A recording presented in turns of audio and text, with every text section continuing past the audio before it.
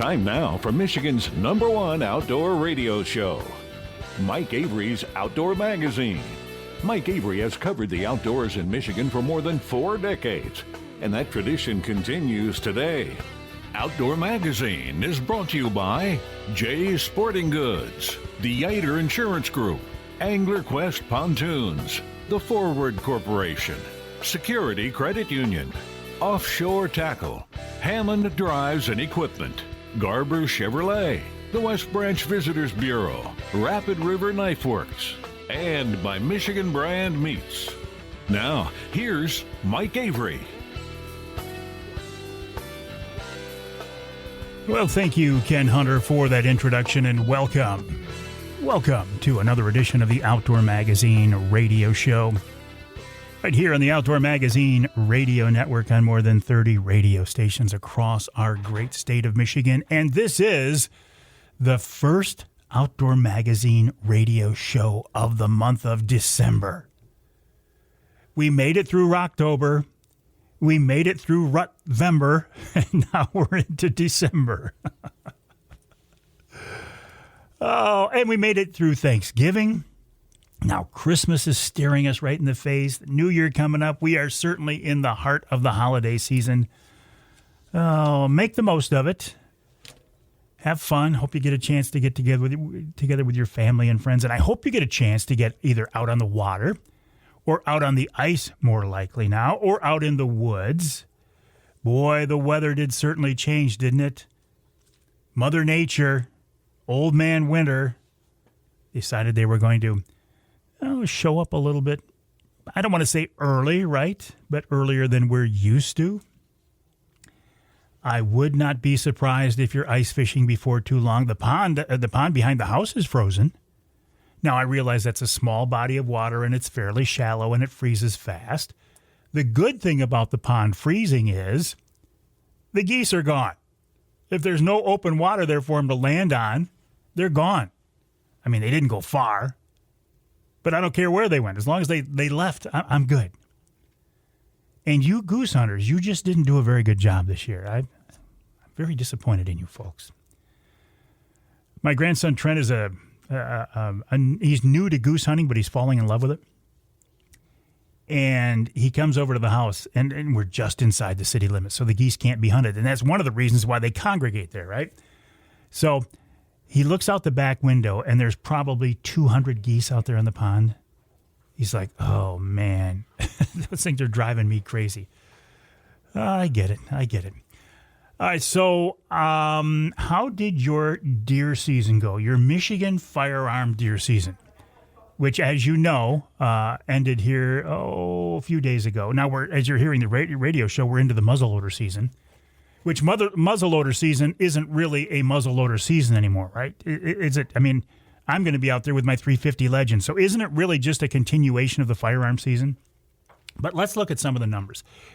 And what do numbers mean? You know, you've got liars, you've got damn liars, and then you've got statisticians. So let's not put too much emphasis on numbers.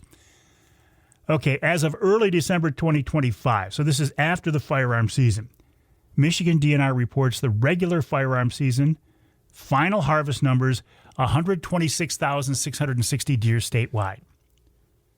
80,000 of them were antlered, 46,000 does or antlerless.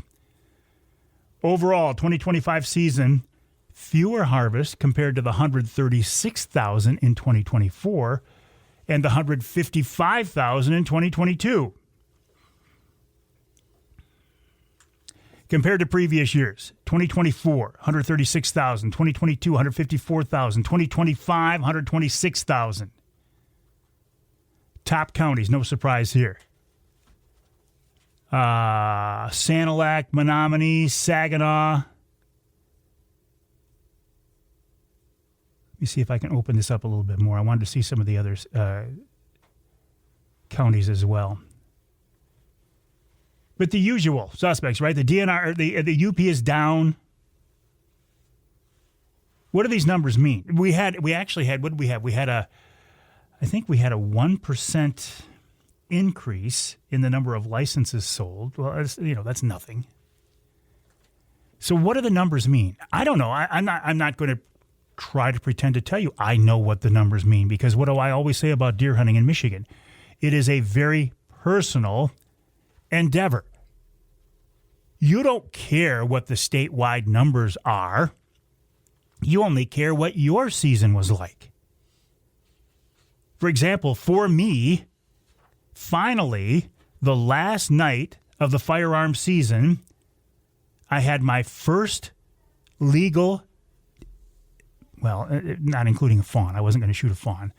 My first semi-adult deer in front of me. The last night of the firearm season, I had 2 spikes in front of me. One of them a nice spike, one of them a very small spike.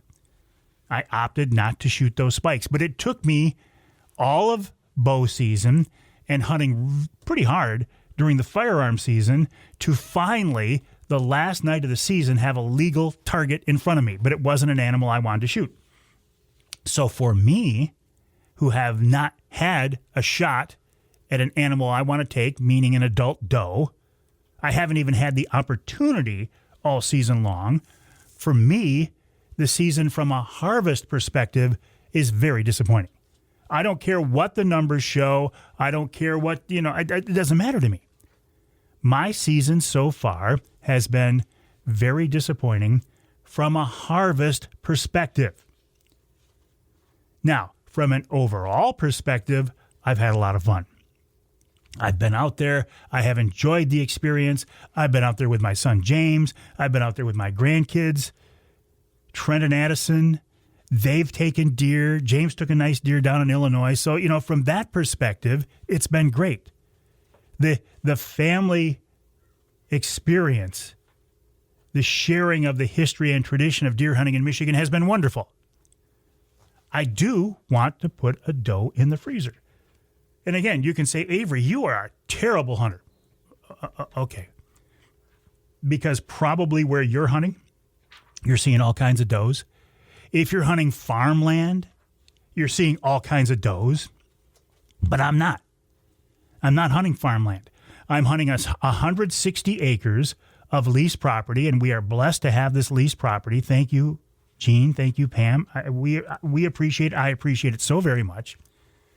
But it's not really ideal whitetail habitat. There's no reason for those deer to be in there unless we give them a reason. Now, one way to encourage deer on that property would be to use bait. I can't hunt over bait. Baiting is illegal. Do I think we should be allowed to use bait? Yeah. If the DNR wants us to shoot more deer, and they say they do, particularly more does, then give us the tools to do that. They've given us tools by making the muzzleloader season basically a centerfire rifle season for the Lower Peninsula. More on that coming up here later in the show. And I will take advantage of that. And hopefully, if I'm persistent enough, I'll be able to take a nice doe. They said, well, if you can't bait, so put in food plots. We did put in food plots. When I say we, my son James. But they just did not do the job. And I have a lot of questions about that. And we'll talk more with Rich Chrzan of Killer Food Plots later in the hour about that. Because they just didn't attract deer like you see on the TV shows. You say you put in a food plot and you're watching deer pour into these food plots the entire season, mature does, and they bring nice bucks with them into the food plot. Well, not necessarily. And we, James, put a lot of time and effort into these food plots. So that's no guarantee either. So I don't know. I can tell you one thing. We will be doing things differently for the food plots next year. I'm not quite sure what that will look like, but we will have to do something different in order to attract and hold deer on this property. What the answer is, I don't know. I can tell you I have not given up. It is kind of a goal now of mine to put a doe in the freezer sometime here in these next few weeks. That is the remainder of the Michigan deer season. And, from your perspective, you might say, well, that's an easy goal. I mean, that's a no-brainer. You might be saying when you go out there, you see a half dozen does every night. Well, God bless you. I'm maybe a little jealous. But the season's not over yet. So Statewide, the harvest is down a little bit or significantly, depending on what year you compare it to. Why? I don't know. I'm sure the experts, I'm sure the DNR biologists will have reasons on why it's down. I'm sure the online experts, and Lord knows there are a bunch of those, a lot of deer hunting experts online. All you got to do is go to Facebook or any place online, and you'll find them, and they'll tell you they're experts, and they'll tell you why the harvest is down. Maybe they're right, maybe not. I don't know. I don't know why. But it is what it is. Coming up on this week's show after the break, Jeania Canel of Jay's Sporting Goods. We want to talk about suppressors. Now, my Brenton 350 Legend does have a suppressor on it. I couldn't tell you how loud it is from the deer season, but it is suppressed. After the first of the year, there are some changes to the suppressor laws. Jeania will talk about that. Then, as I said, Rich Chrzan of Killer Food Plots. Maybe your food plots didn't perform as you had hoped. Well, we're going to talk with Rich about that. We're going to come up with a game plan for next year. In our second hour, Joe Marion, retired Coast Guardsman, talking about being safe in cold water near freezing conditions, specifically ice. Then Steve Wyndham of MUCC checks in. This week's Ask Avery segment features Sergeant Mike Mshar from the DNR, talking about what gun can you use during the muzzleloader season, and the answer might surprise you. And in our third hour, Richard P. Smith talks about his deer season, seeing a lot of bears and more, and we'll wrap it all up with wild game chef extraordinaire Dixie Dave Minar.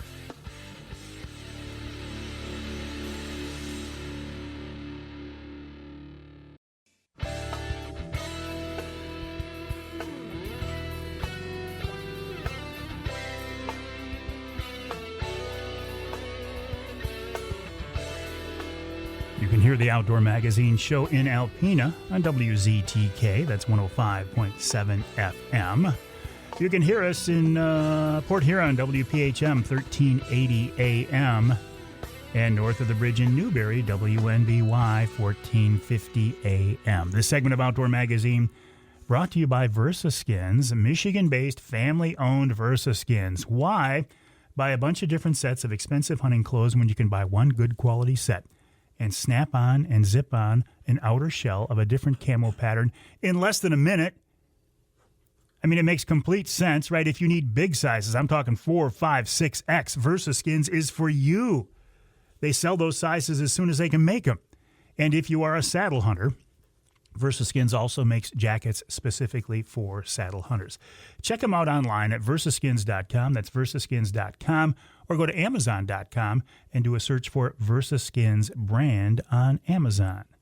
VersaSkins. Just change your skin for the season you're in. I love that. You know what else I love? I love the fact that I have been blessed to work with Jay's Sporting Goods and the people there since this whole thing started. Jay's, the late Kathy Poet, was the first person, the first company that said, Avery, we believe in you and we will support you and we will help you. And for that reason, I have been loyal to Jay's and the people there for the last 40 or so years. Now, Jeania Canel, she's been at Jay's for a long time, but she's not old enough to be there 40 years because Gina's like 25 years old, maybe 30 now. But she's the manager of the gun department of their Clare store, and she joins us now on the Outdoor Magazine phone line. Jeania, welcome back. How are you? I am good, Mike. Thank you so much. Always a pleasure to talk to you. How are things going in the gun department? Good. We've been busy, had a good Black Friday, getting prepped for the Christmas season, and then we'll roll right into a new year. And supply, you've got guns, you've got ammo. That's not a problem anymore, right? We've worked through that. We've worked that through the system. Good. Yep, we have. Jeania, a couple of years ago, I came to you guys to get a suppressor for my 350 Legend, my Brenton 350 Legend, and I was very pleased at the process. At the time, it took me only 3 weeks to get my approval and to get all the paperwork done, but I understand it's even faster today. Yeah, that's correct. They've definitely figured out the process, so to speak, and right now we're setting at anywhere from 72 plus hours on a turnaround. That's You mean from the time I come in and start the process with you there at Jay's until I get the paperwork and the suppressor in my hands, 3 days or less? 3 days or more, Mike. We would like to think it would be less, but yes, 72 hours plus is what we're seeing right now. And there's a lot that can go into that. So that's not a standard, but that's kind of what we're seeing, at this point in the game. I'm hearing from a lot of people who say there are big changes coming up regarding suppressors after the first. I hear a lot of rumors. You're right there in the middle of it, Jeania. What do you see? What's going to happen after the first of the year? Well, basically, after the first of the year, what we're going to see is that the fee for the tax stamp will go away. So that's a $205 fee that will no longer be there for the consumer when they want to purchase a suppressor. It doesn't really speed up anything with the process. So I think what you're going to see is with that tax stamp fee going away is more people buying, which means more work for the ATF to do these background checks. So, like you said, a lot of speculation, a lot of talk out there, but the Form 4 is still there, the fingerprinting, the picture, the process is still there, the certification, the background check is still there. So all of that stuff is still in place. You can't just walk in to a dealer and buy a suppressor over the counter and walk out the same day. Now, that tax stamp, that's not a fee that went to you guys at Jay's. The feds took that money, right? Correct. Yep. We didn't get any. So what is the process? I mean, now and after the first, if I want to get a suppressor, number one, I guess I have to make sure that my rifle is set up for a suppressor, meaning that it'll affix to the barrel, right? Correct. So you need a threaded barrel. Not a huge option, but again, that's going to be part of the timing process. Is if you don't have a gun that isn't already threaded, there are gunsmiths out there that will thread them for you if your gun is able to have that done. So you need to kind of do your homework before you come in. It's like I said, it is a process. So make sure that the gun that you want to put it on is set up for that. Muzzleloaders come threaded now, shotguns, rifles, pistols. So there's a huge gamut of things that you can put suppressors on or may want to have, if it doesn't come pre-threaded, have them threaded if it can be done by a gunsmith. So lots of options out there for that. The other thing is, a suppressor, and my knowledge of the actual cans are not quite as good as my staff. So I'm very blessed with a staff that has way more knowledge on a lot of the technical stuff of the cans. But as far as, some cans you can use on multiple firearms. So you don't have to have one for every single gun if the can is compatible for more calibers. So that's always a nice feature. So do your homework on that. Do you have more than one gun that you'd like a specific, suppressor to go on? So come in with stuff that we can, because we're going to ask questions so that we know exactly what you need. There's accessories that you may need depending on what type of suppressor you want. Is it a direct thread? Is it, different? There's just all kinds of things that go into it. We have multiple different manufacturers, prices that range anywhere from, for a 22 can, they're pretty inexpensive. So somewhere in that $300-400 range for the 22 cans, and then they can go up beyond $1,000. So a couple $1,000s in some cases. So lots of things to do before you just come in to think about. But definitely, if you have questions, I have a great staff that can answer the questions. Many of them own the suppressors. They've used them, so they've had them in the field. They know what they're talking about. So we're here to help. And we appreciate that. The suppressor I have for my 350, my Brenton 350 Legend, can be used for a 350 and smaller calibers as well. So I appreciate you bringing that up. But also, that is the license on that suppressor. From my understanding, and I keep it in my gun case, I have to keep that license available if a law enforcement officer would want to check on that. Does that go away, or will they still be licensed after the first of the year? No, the requirements to follow have not gone away for owning a suppressor. The only thing that went away, from what my understanding is the cost of the tax stamp. Gotcha. I do believe that somewhere on that form, the Form 4, there is still going to be, I would almost think, that there will still be a stamp, if you will, that's marked approved at the bottom on a Form 4. Now, I was talking with my colleague up in Gaylord about this because we're trying to think what needs to be changed on the Form 4. Really, there's a spot that you check for the fee of the tax stamp on that form. So that wouldn't need to be there anymore. But other than that, I can't see what they really need to change. So we have to make sure that our gun will accept suppressor, silencer, can, whatever you want to call it. And it doesn't silence the gun. It just makes it quieter. Then we walk into Jay's. Do you still have that kiosk that I used a couple of years ago? How does that work? Yep. So we still have a silencer shop kiosk, which a kiosk basically walks you through the process, and it's linked to our FFL. If you go to Gaylord, they're going to have their own that's linked to their FFL. We won't get into too much technical, but so that walks you through your Form 4, fingerprinting, picture, the whole 9 yards. We also have a new machine that we're going to start putting customers on called the Cerberus. Does the same thing, just a different company, a little different usage for us by going to that as far as the information that's captured. Anyway, so everything is done right here in house as far as getting you from picking out your can to putting it in layaway. It has to be put in layaway. Like I said, you don't walk out with it that day.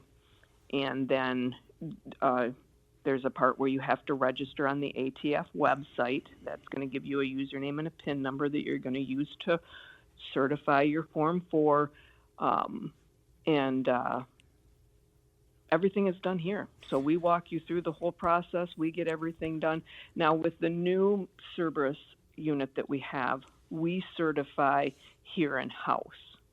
So that's a little less waiting time than using the silencer shop kiosk, because we had to wait for them to view the form, to make sure it was prepped properly, and then there was a certification. So there could have been a couple-day wait in there between those two processes taking place. The Cerberus machine, we certify right on the spot. So then that takes it, I'm buying the suppressor, though, from Jay's. I'm just using this other company to do the process. I'm not buying from Silencer Shop or Cerberus. I'm buying it from Jay's Sporting Goods. Correct. Now, just a little caveat to that. You can actually buy out of Silencer Shop's inventory and have that sent here and then come in and finish out the process with us. So that's always been an option with that company and the kiosk. But Cerberus, that option we don't have. So that's just more the paperwork, the processing with that machine. And you've got a good selection of cans? A lot of moving. Yeah, I can see there's a lot of moving parts. We have a lot of selections. Okay. Yeah. Hang tight, Jeania. Listen, and we are set on. Go ahead. I was just going to say, yes, we are set on inventory at this point. Excellent. I would suspect that I don't want to screw up your Christmas sales, but I think a lot of people are going to wait till after the 1st to do this. We got to take a break here in the Outdoor Magazine Show. We're talking with Jeanie Canel of Jay's Sporting Goods, the website jaysportinggoods.com, jaysportinggoods.com. After the break, I want to change direction a little bit. And I'm going to ask Jeania, does anybody still buy a muzzleloader anymore? I mean, after all, in the Lower Peninsula, we can use a rifle. That's coming up after the break right here on Outdoor Magazine.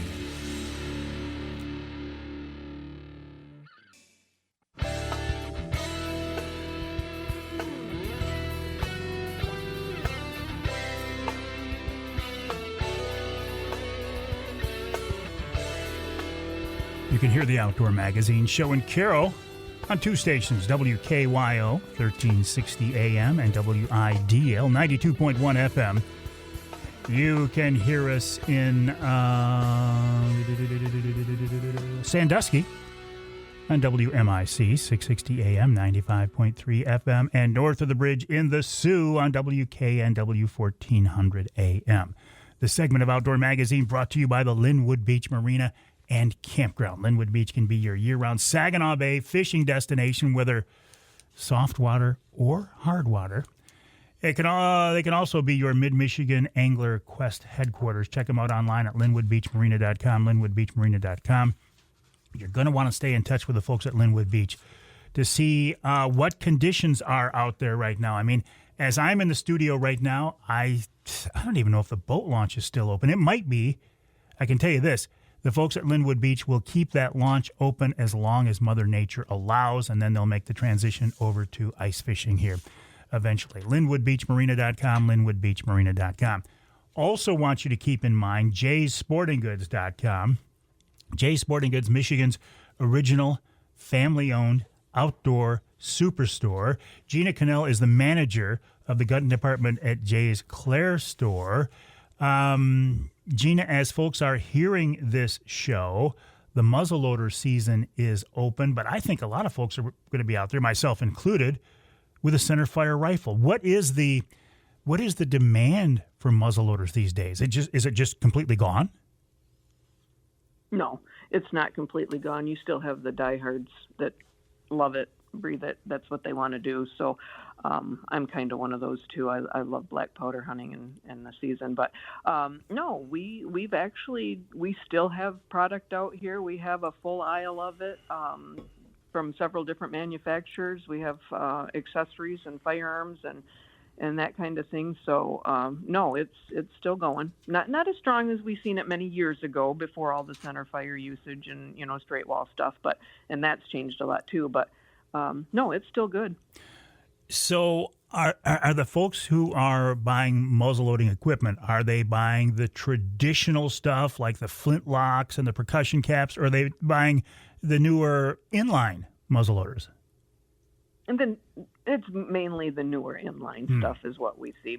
We might sell 2 or 3 of the flintlocks a year, and it's not much. We do carry some kits that they can put together, and people like to tinker with that kind of stuff. But and we do have black powder revolvers too, and people do kind of like that, So we have a little bit of everything for the different tastes out there.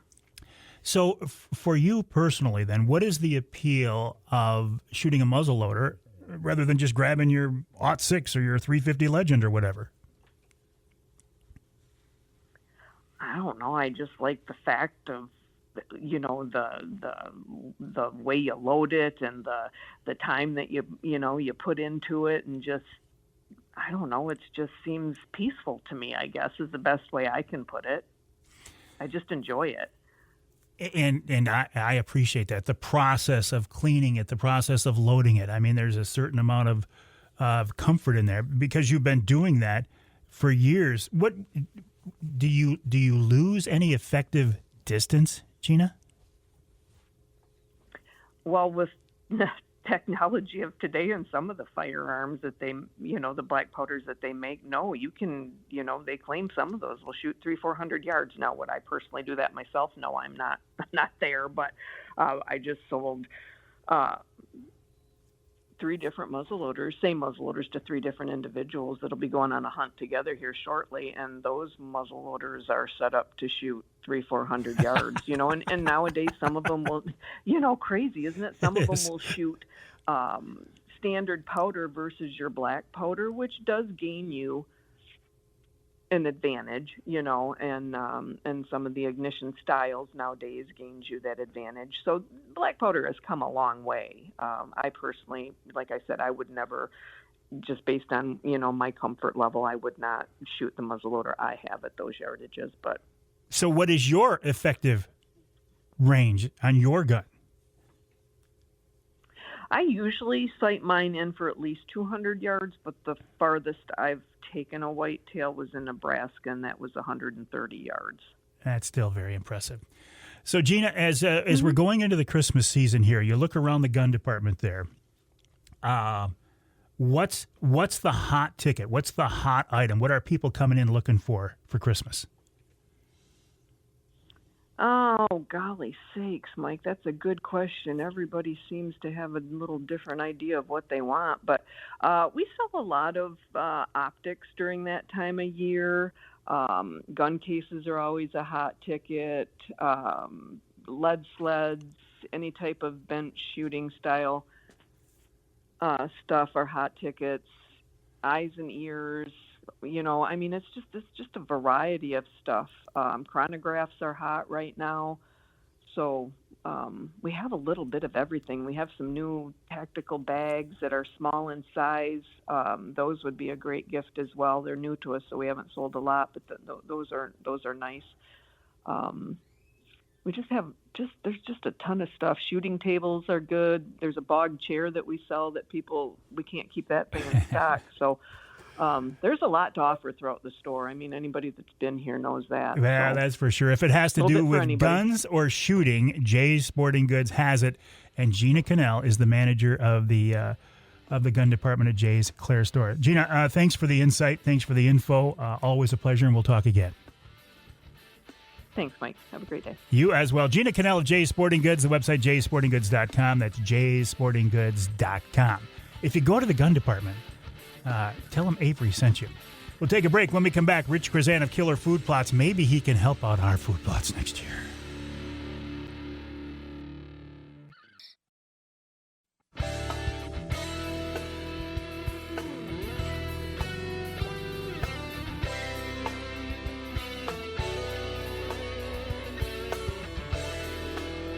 You can hear the Outdoor Magazine show in Sheboygan on Big Country Gold, WCBY 1240 AM, 100.7 FM. You can hear us in Manistee, WMLQ 97.7 FM. And you can hear us, let's go to Escanaba, WCHT 600 AM, 93.5 FM. This segment of Outdoor Magazine brought to you by the Truck Trolley. Why crawl up into the bed of your truck? Why reach all the way over that tailgate with the old man stick to get what's slid to the front of the bed of your truck? Just get yourself a truck trolley. You can install it in your truck in less than a couple of minutes. It comes out just as easy. If you need to haul sand or gravel or mulch or whatever, you just take it out. But what it does is it slides out and allows you access to everything in the bed of your truck. Very slick, family-owned, Michigan-based. I love that. Check them out online at trucktrolley.com, trucktrolley.com. I love Michigan-based family-owned companies, including Killer Food Plots. Rich Chrzan is with Killer Food Plots. He's with us now on the Outdoor Magazine phone line. Rich, welcome back. Thanks for having me, Mike. It's always a pleasure. Yeah, the pleasure is mine. But listen, I'm a little frustrated, Rich. The food plots that we put in on our lease property, and I say we, my son James worked very hard on these things. He's a sharp guy. He took a lot of work into this, a lot of sweat into this, a lot of money into these food plots, but we just didn't get the results out of them that I was hoping for, Rich, and I suspect there are others across the state in the same boat. When we look back on food plots, what may have gone wrong other than Mother Nature not providing enough rain? I mean, what are the other factors we should consider, Rich? I mean, I'm not sure the extent that he did. I mean, if he did a soil sample, and he followed that, then it could have just been Mother Nature. But if he didn't do a soil sample, then, that's where it all starts. You may not have had the right combination of fertilizers to amend the soil. Maybe you needed more lime. Those are things. And I don't know how he did it, but, I've said it before, as guys, did he plant too much? Did it come up real fast and then just kind of get that 4 inches, 6 inches, and then just quit growing? That's a good sign of too much seed for the area that you were planting. Very common mistake. A lot of us guys do that. I did it for years, went back before I really knew what I was doing as a hobby. More is better.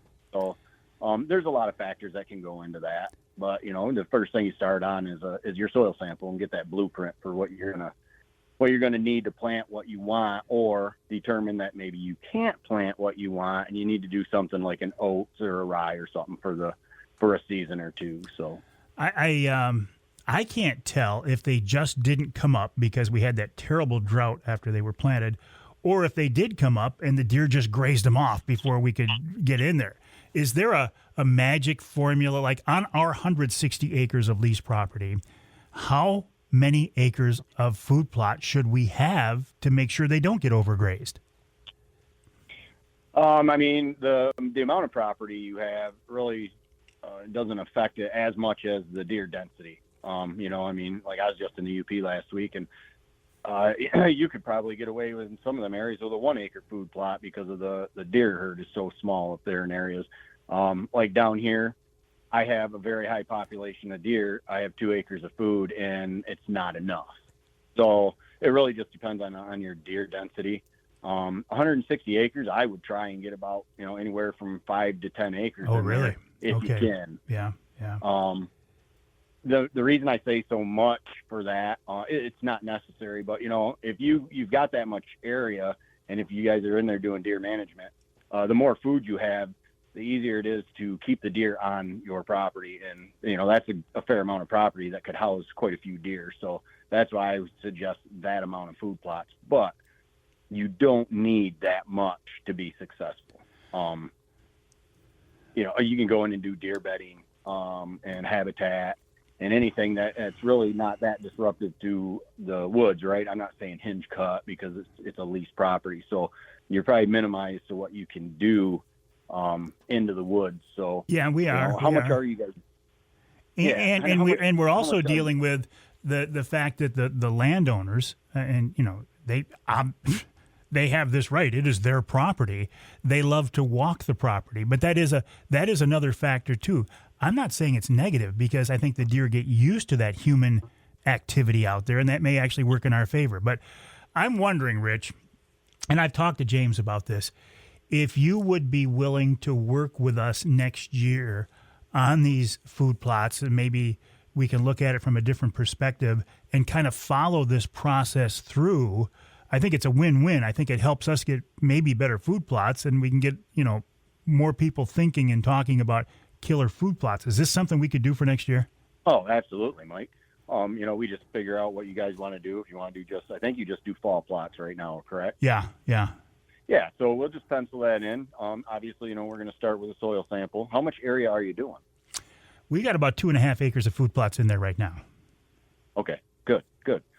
Yeah, so, you know, we might want to, I'll definitely want to get over there and take a look at it, and, you know, we'll do the step-by-step soil sample. I'm going to put you in touch with James because he's the guy, right? I'm just there for moral support and whatever he wants. I try to help him out when I can, but I'm going to connect you two guys. I think this is a wonderful idea, and maybe we can even talk more about this next week on the Killer Food Plots podcast, Rich. But you and I can talk about that offline.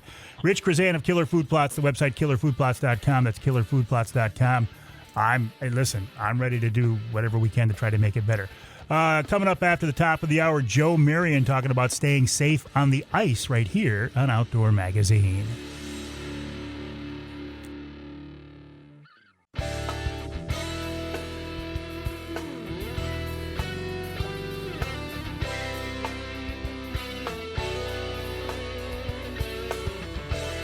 Time now for Michigan's #1 outdoor radio show, Mike Avery's Outdoor Magazine. Mike Avery has covered the outdoors in Michigan for more than 4 decades, and that tradition continues today. Outdoor Magazine is brought to you by Jay's Sporting Goods, the Yater Insurance Group, Angler Quest Pontoons, The Forward Corporation, Security Credit Union, Offshore Tackle, Hammond Drives and Equipment, Garber Chevrolet, the West Branch Visitors Bureau, Rapid River Knife Works, and by Michigan Brand Meats. Now, here's Mike Avery.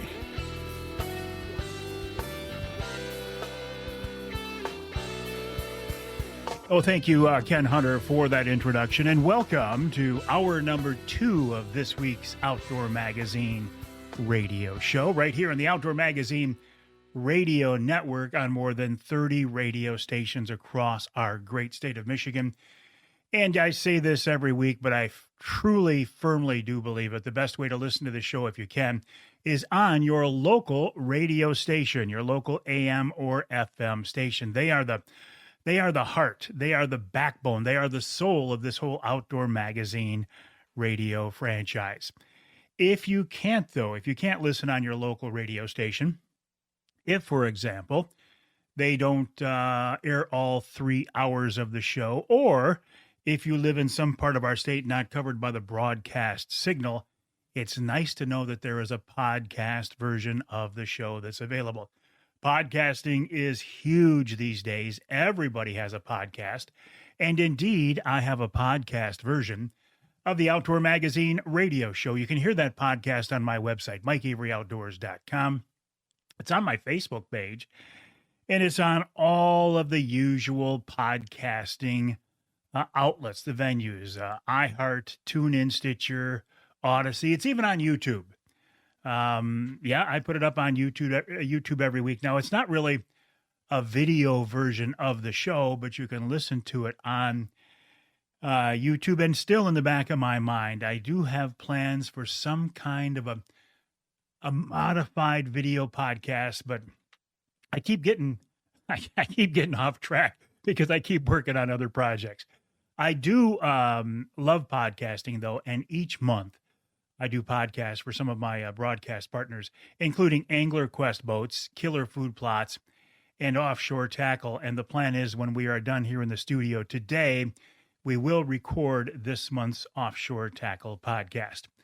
Okay, so talking about the season that we're in right now, it looks like Mother Nature has decided that she was going to make it basically wintertime a little bit early this year, right? Most of the state has some snow. Much of the state has cold. I don't know how long it will be before you are ice fishing, but even if you're not, we are certainly in cold water. We're in a cold water area right now. And by area, I mean subject. I don't care if you're not ice fishing. You might be still doing some open water trolling. You might be fishing in the rivers. You might be wading the rivers. And the water's cold enough that you do not want to end up in the water. When I think about this whole concept of cold water safety, even cold water rescue, my mind immediately goes to Joe Marion. I've known Joe for many, many years. I knew him when he was in the Coast Guard. Joe has been instrumental. He has been key in developing cold water rescue techniques for the Coast Guard. He's an avid angler, he's an avid hunter, and he's an all-around good guy, and he's with us now on the Outdoor Magazine phone line. Joe, welcome back. How have you been, buddy? I'm doing great, Mike. Thanks for having me. Listen, it's always a pleasure. Let's get a little background here. Not about your career, but your fall. How did your deer season go, at least so far? Well, it was the worst deer season so far in Michigan that I've had ever. I'm laughing because I can relate. I know. I'm following you on Facebook. So what has been your challenge, Joe? Seeing a buck. Yeah. I've seen my share of does. I mean, there's quite a few. There's my one lease. I've got the same 5 does religiously. So they're safe. They're not going anywhere. I need them to keep population going. Yeah. But I had bucks on camera before the season started, and they all disappeared, and they're gone. And I talked to my neighbors, and a lot of the neighbors didn't do any good. So and the thing is it's not just here. I've talked to a lot of my friends everywhere, and it doesn't matter what part of the state or what part of the country you're from. My friend in Nebraska from the Coast Guard, he is having troubles out there seeing bucks. So maybe it's just a moon phase. Well, yeah, whatever the reason is, I'm with you, Joe. It's and I'm just trying to put a big doe in the freezer. I'm not giving up yet. Now, you mentioned Coast Guard, though. Let's talk about your career in the Coast Guard. I look at being in the Coast Guard from the outside, and I think, man, What a wonderful opportunity that was. What was it like on the inside? Oh, I loved it. Get to play with $1 million toys all the time, go out and do things you'd never do with your own equipment, and had the satisfaction of being able to rescue people and take them out of harm's way and bring them back to shore safely is always a good thing. You have the bad stuff thrown in there. I've had my share of body recoveries, and it's not fun. It's not pretty, but it's part of the business. But for the most part, I've rescued more people than I have recovered people. On those recoveries, when you look back on those, could many of those have been prevented?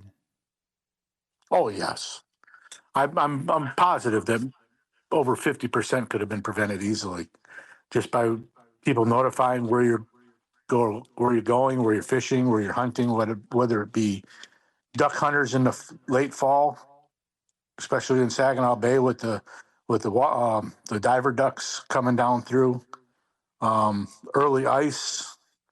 I mean, I remember spring of 2003, just before I moved over here to Ludington, we recovered 5 bodies from the Saginaw River doing buoy operations in April that we did not know were in the river. That leaves me speechless. All right, I'm gonna move this conversation along. So what are the mistakes that people commonly make that get them in trouble? Not wearing the proper gear. Nowadays, it's so simple to get clothing that's fit for ice fishing. I have a Mustang snowmobile suit that's all flotation. There's many different companies that make ice fishing gear that have flotation built into it that don't absorb water like the Carhartts do. Carhartts, when you're in the water with a pair of Carhartts, it doesn't feel heavy until you try to get out. Well, people will say these Mustang suits or these flotation suits, these float coats, well, they're expensive, Joe. What's the cost you can put on your life? And I'm pretty sure you probably start looking in those secondhand stores, things like that, looking online. Facebook has marketplaces all over the place. You're going to find some of those suits a little bit cheaper than what you'd have to buy them brand new, but they are worth it. So what is the, if there is such a thing, is there a magic number on water temp where you folks, the safety experts, get concerned, or is it a gradual scale? It's a gradual scale.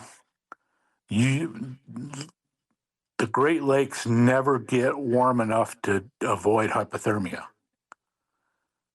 You got to remember, human body's temperature is 98.6 degrees. So anytime you drop 1 degree, you're going into hypothermia. Your body starts changing, your system starts shutting down, functioning as a life-saving system for your body. It's called the mammalian diving reflex. Dolphins and seals and those animals have that so they can dive in cold water. Everything shuts down on your extremities. And as your temperature cools down, it doesn't take much, take far. At 95 degrees, most people can't function. Really? Yeah. So when you get near freezing water, like we're going to have here soon, what effect does that have on the body? When you go through, because I know you did it during training, when you go through the ice or whatever, just fall into near freezing water, what does it do to you? It's faster. The colder the water, the faster your temperature drops, the faster your effects happen. It might be a gradual thing when in the water 65 degrees. But when it's 35 degrees, just above freezing at 32, your body's going to start shutting down in a matter of minutes. It doesn't take long. So you don't have the luxury of going, oh, I'm feeling cold. You hit that water, you're cold. Call it the Slurpee head. When your head goes underwater, just like drinking a Slurpee or a Freezy from 7-Eleven or Wesco, depending on what side of the state you're from, and you drink it too fast and you get that brain freeze, that's your worst enemy. We got to take a break here in the Outdoor Magazine show. When we come back, we'll continue our conversation with Joe Marion, Also, coming up on this week's show, Steve Wyndham of MUCC joins me. Then Sergeant Mike Mshar from the Michigan DNR. The Sarge has details on the upcoming so-called muzzleloader season, what you can use to hunt with. And in hour number 3, noted outdoor writer and hunting expert Richard P. Smith. Richard talks about his deer season so far, including some unusual late-season bear activity. He also previews a downstate book signing tour. And, of course, we wrap it all up with wild game chef extraordinaire Dixie Dave Minar. My name is Mike Avery. This show is called Outdoor Magazine. My website, MikeAveryOutdoors.com, and my email address is mike@MikeAveryOutdoors.com.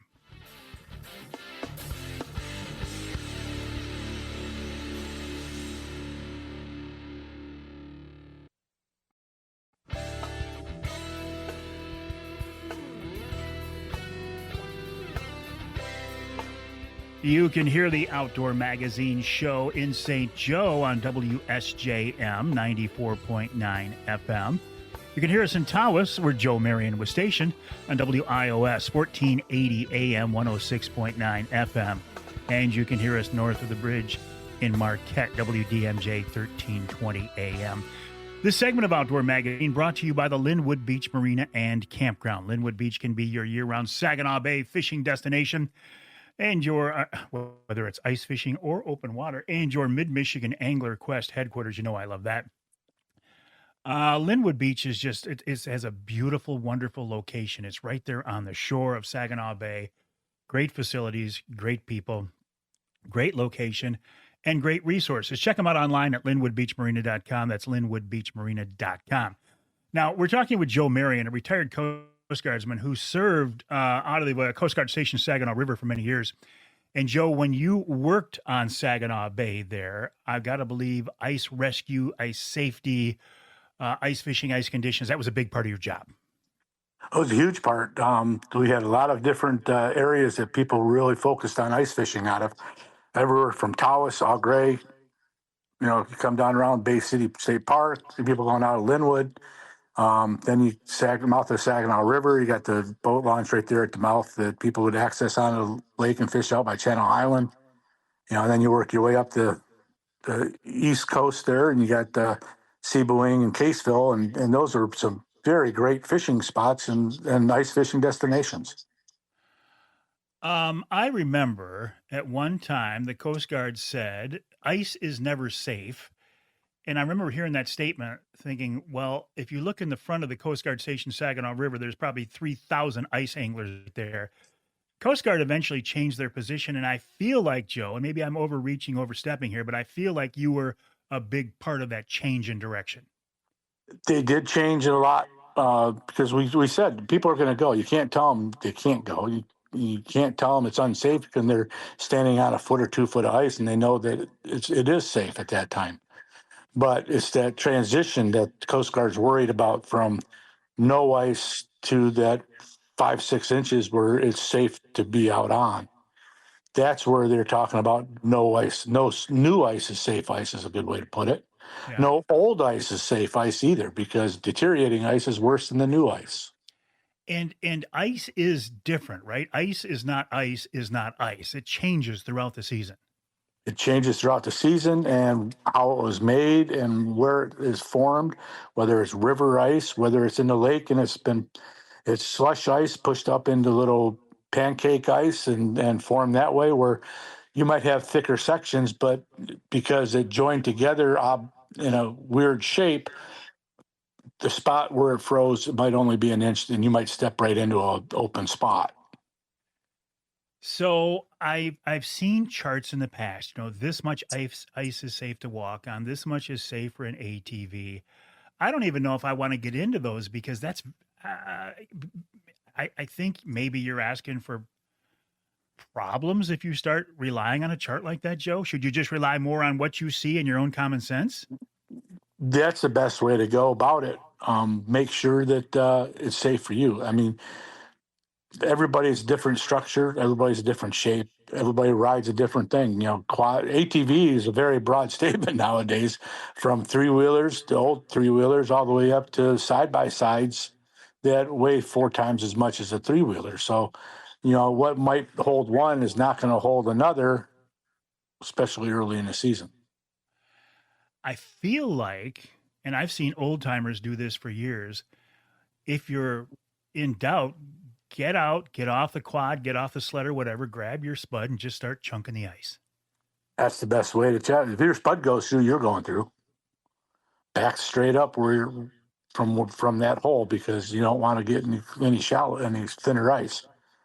That's the best way to check it. I've seen a lot of people go through with people, or I've seen vehicles go through. So If you, I mean, anybody listening, I'll say you, but anybody who's listening goes through the ice, do most people have the ability to get themselves out, or are we going to rely on others around us to get us back on the ice? I think nowadays most people have the equipment and the knowledge. Whether they know how to use that knowledge, it's not everybody goes out there and practices falling through the ice and getting out. No. It would be a fun concept on occasions, but no, it's not. It's not something that people practice. And the first thing that interferes with you rescuing yourself is panic. But you can't, I mean, the average civilian, I don't think you can prepare for that, can you?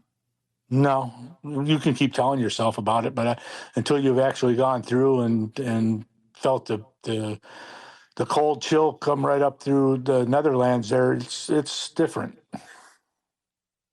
So how do we get out of the ice, Joe? Or get back out of the water, back up on the ice?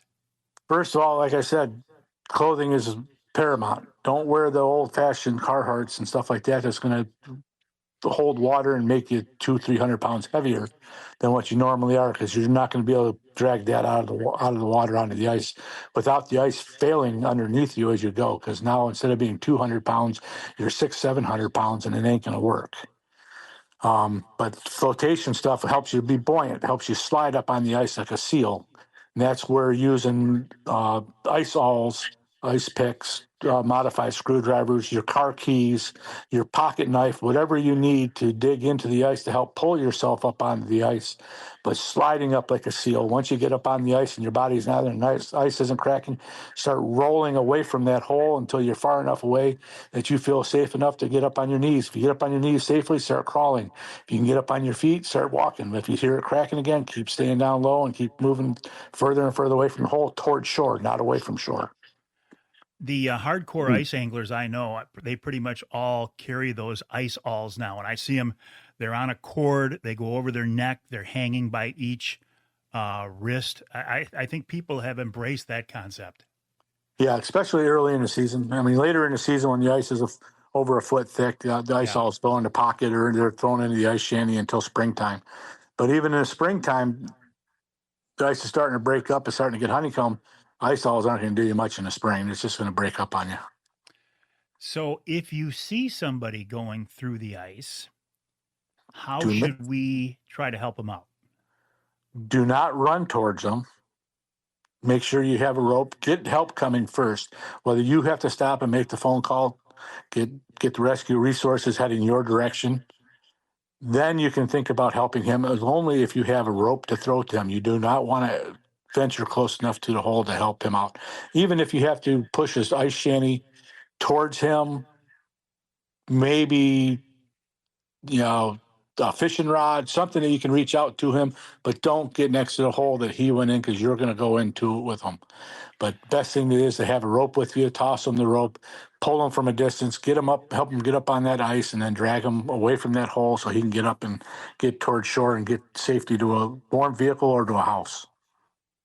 I've seen these, I don't know, generic term throw bag that the rope comes out of them very smoothly. So they're designed for rescue situations. That would seem like a good idea. Throw bags are great. They also have frisbees that the line wraps around the outside of it. And when you throw it like a frisbee, it goes to him, and that has a large surface area for him to grab a hold of. The ball is great. That comes into the throw bag. The bag actually has a ball in the bottom of it, and you throw the bag, and it has the weighted ball, and it gets to him, and it gives him something larger to hang on to than just the rope, because you got to realize he's falling through. That water's 34, 35 degrees right underneath the surface, and it's cold, and he's already going into hypothermia. His hands are stopped, or his dexterity is getting harder and harder to use. He may not be able to just hold on to a rope. He's got to have something sturdy to hang on to. So what? All right. So we get the person out of the ice. Then what do we do? We're trying to warm them up. The old thing. Oh, rub snow on them. I don't think that's true at all, is it? No, don't rub snow on them. You're just making them colder. You got to get them out of the elements. You got to get them into a vehicle with the heater going, and you got to get the wet clothes off of him so that those wet clothes stop cooling him down. And you got to get them in that warm environment, whether it's like a vehicle or a house. Ambulance is the best. They got that plus heat packs. Well, you mentioned early on, call the cavalry, call 911. I think some people are reluctant to call because they say, oh, I don't want to get all these resources coming if this turns out to be nothing. When should we call, Joe? You call when you think something is wrong.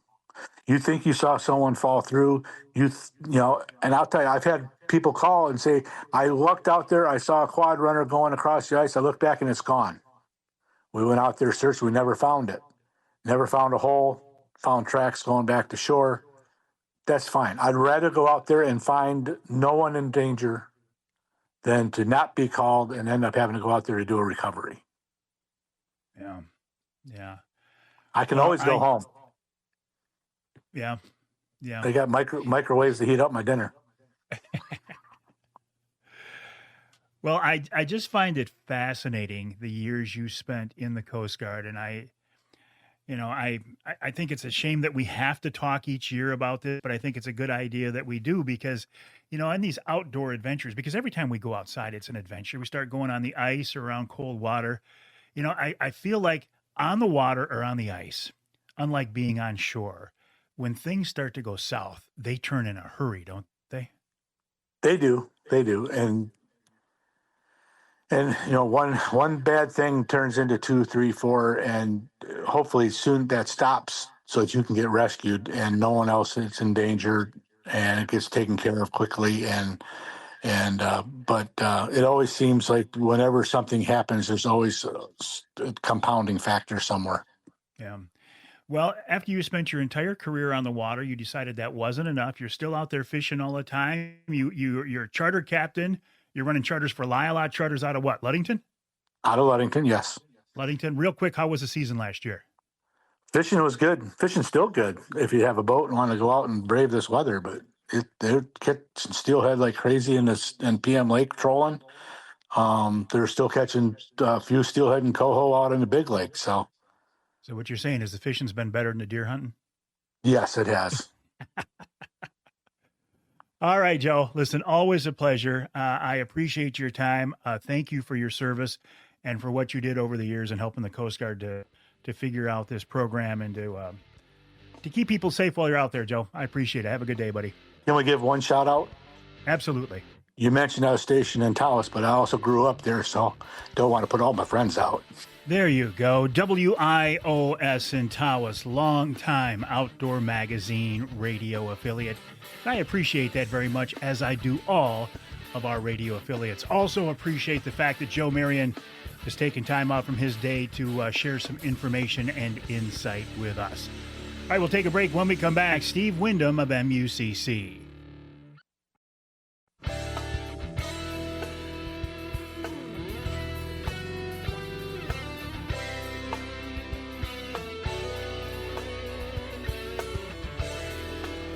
You can hear the Outdoor Magazine show in Houghton Lake on the Twister 92.1 WTWS.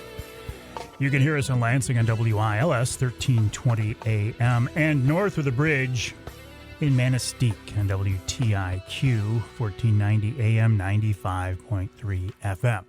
This segment of Outdoor Magazine brought to you by Reader Landscaping. Reader can take care of your lawn and property because it's your nature and our nurture. This time of year right now, though, the folks at Reader have been pretty much busy plowing snow. Whether it's taking care of snow, late season pruning, or getting ready for next spring. I know that's a long ways off now, but it's not too early to start thinking about it. get in touch with the folks at Reader Landscaping. They can help. They do a great job. The website, readerlandscaping.com, readerlandscaping.com. They've been doing it for 60 years, so they know what they're doing. You know what? The folks at MUCC have been doing things for a long time as well, and I know they know what they're doing. Steve Wyndham with MUCC joins us now on the Outdoor Magazine phone line. Steve, welcome back. How have you been? Hey, Mike, thanks so much. I've been okay. How about you? I've been doing okay. The deer have been winning this season, but it's not over yet. What's going on at MUCC these days, Steve? You're still out there trying to get memberships, trying to make money, trying to bring in money. I mean, the quest never really ends, does it? No, it doesn't. We are still moving forward, doing all the great work that our mission drives us to do, and some cool new updates and announcements. We've got the 2026 youth camp schedule posted and out there. So if you've got a young person who needs their conservation bite, they can get to our youth camp this next summer, where we're going to have a new archery range going in. We've got convention coming up in February, and we're just really getting reset for the legislative sessions and trying to get our priorities in a row to keep pushing for our right to hunt, fish, and trap. Let's talk about convention. This year it's going to look different.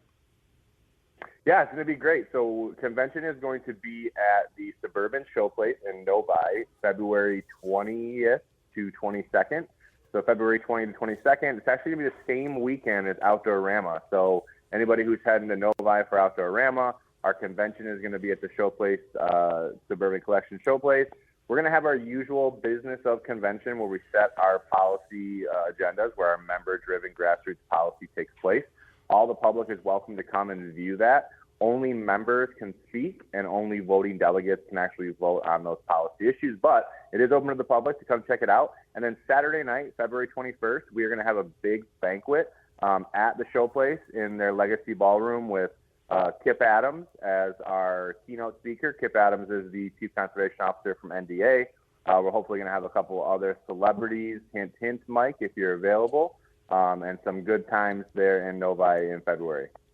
I think it's interesting that you are aligning this with Outdoorama. Kind of, I don't know, in some ways kind of going back to the roots. Yeah, we actually used to own and operate Outdoorama a long time ago. But Outdoorama used to be our show. If you haven't paid attention, the logo is very similar to MUCC's logo still currently. So, yeah, it kind of lined up great. Show Span, who produces the show now, has been a great partner of ours over the years. And when we kind of realized the dates aligned pretty good, and it was this time of year to come back to this part of the state, because convention kind of bops around. But coming back to Southeast Michigan, great outdoor show, great convention, great time to be had for everybody.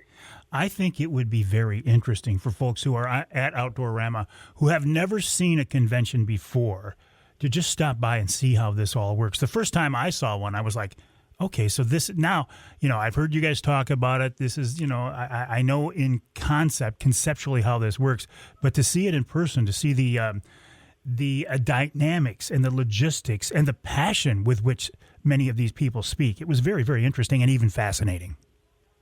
Yeah, a lot of unique individuals in the room, a lot of passionate individuals in the room, and you really get a sense of how, the true democratic republic was formed long ago, where you have people talking in opposition, talking in support, making amendments from the floor. It all, like you said, in concept you can kind of understand it, but to see it there in person is really empowering, to let you know that this is how my voice is carried to the Capitol and to the decision makers in our state. And my voice is actually heard every year at this event, that I can get up and speak, give my piece, and then cast my vote if I'm a delegate.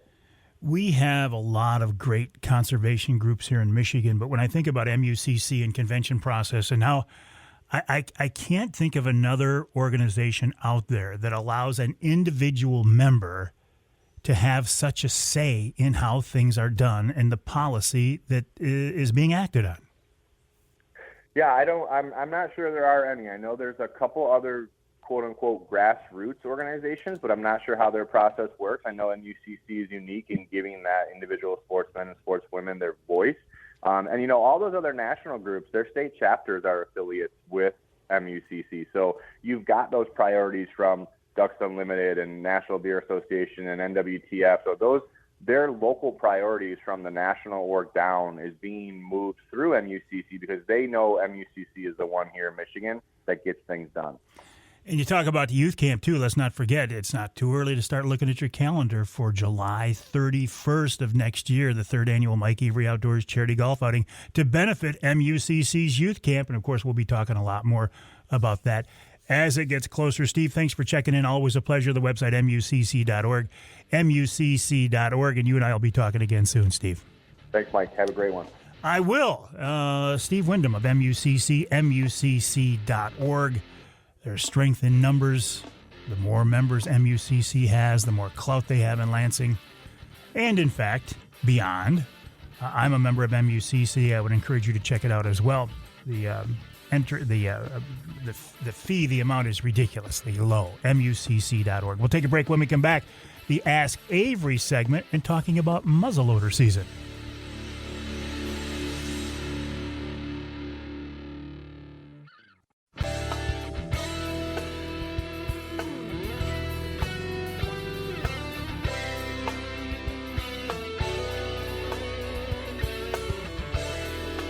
You can hear the Outdoor Magazine show in Houghton Lake on 98.5 WUPS. You can hear us in Holland on WHTC 1450 AM, 99.7 FM. And you can hear us, let's go to Traverse City, WTCM 580 AM. The Ask Avery segment is brought to you each week by the good folks at Security Credit Union. Security Credit Union loves to work with outdoorsmen and women, and they can help you with your next outdoor adventure. Check them out online at securitycu.org. That's securitycu.org. You know this by now, but the way the Ask Avery segment works, this is your chance to get involved in the content of the show. You can send a question you want me to answer directly, or maybe you want me to hand it over to DNR or MUCC. Best way to get those questions to me is to send me an email to mike@mikeaveryoutdoors.com. That's mike@mikeaveryoutdoors.com. This question that I have now is a question I've had so many times I can't even attribute it to one particular listener. But it's about the muzzleloading season. Muzzleloader season used to be a primitive weapon season. Not so much anymore. For details on this, I'm reaching out to Sergeant Mike Mshar of the Michigan DNR, michigan.gov/DNR. He's with us on the Outdoor Magazine phone line. Sarge, welcome back. Appreciate your time. You bet. You bet. Hey, listen, before we get into this, how was your firearm season, either working the season or hunting? You look back on it, good season or not so good, Mike? Worldwide, it was slow. I'll be honest with you. There just, there was pockets where people out, and there was pockets where I expected to see people, and there wasn't. A lot of private land where there just wasn't people. Box blinds where nobody was in them, which was surprising being a weekend opener. That really took us a little bit by shock, especially in the northern lower. So, I don't. I've got some guesses on why that's happening, but I'm not sure. But otherwise, it picked up a little bit later on towards the end here. But overall, I think it was a little slow. What did the ice storm play a factor in this at all? Access to these spots? 100%, and it will again with this elk hunt that's coming up. That ice storm has changed things drastically up here. I can't, it's a broken record, but it has. It's just changed the deer movement. It's changed the animal movement, and it's changed access. You just can't get into a lot of these areas in the woods. Just inaccessible. All right, let's turn our attention to the muzzleloader season. Used to be a primitive weapon season. Not so much anymore, Sarge. Yeah, so I get the question all the time, too, and I scratch my head sometimes with the name, but I know how that works, too. They have to open up those laws in order to change the names. And so this came about to get more people in the woods, to get more, antlerless animals killed, to give more people an opportunity to do that. So they open it up to basically any legal weapon. It's still called muzzleloader, but I'm sure that may change down the road once they open those back up in the books. But so basically, any legal weapon. So if you could use that weapon in the area you're hunting during the firearm deer season, you can use that weapon now. 30-06, 450, 350 Legend. I mean, yep. You got it. Anything. It's basically, it's an extension of our firearm deer season. We have another. It's like we had a break, and now we got another firearm deer season opening up. And again, you got to look at it's giving people another opportunity who maybe had to work, whatever, couldn't get vacation. But it's also, and I can't stress this enough, we got to kill more antlerless. We just have to. And there's a lot of areas where they're overpopulated. So this is a great opportunity for people to get out there and do that, fill those doe tags. All right, but speaking of tags, if you still have, say, a combo tag left over from the regular firearm season, can you use that? Yeah, they're still usable. Yeah, you bet. yeah, This is, it's a muzzleloader season, but you can use a non-muzzleloader. Yep. Yeah. So if you got your buck tags, you're still able to use them. And this is Lower Peninsula only, correct? Because I think in the UP you still have to use a muzzleloader for whatever reason. Correct. Correct. They didn't ask you or I on those regulations. They don't. And I just I read the book just like you do. And that's interesting, though, because you as game wardens, you are the ones in the field. You are the face of the DNR. So I think sometimes people look at you guys and they think you're not only enforcing laws, you're coming up with policy, you're coming up with deer regulations. Yeah. Interesting spot you folks find yourselves in. Yeah, I'm glad you said that. We don't, the COs, we don't make the laws. Yeah, you're right. We just enforce them. And so we do find ourselves kind of backed up against the wall sometimes, but it's our job, and we love doing it. And I appreciate that, Mike. Sergeant Mike Mshar from the DNR. Have a good muzzleloader season and beyond, and I'm sure you and I will talk again. You bet. Take care. All right. You too as well, Mike. Sergeant Mike Mshar of the DNR, michigan.gov/DNR, michigan.gov/DNR. He is a conservation officer. He's not a biologist. He's not a wildlife biologist. He's not a fisheries biologist. He's not even a wildlife technician. He is a conservation officer, a game warden.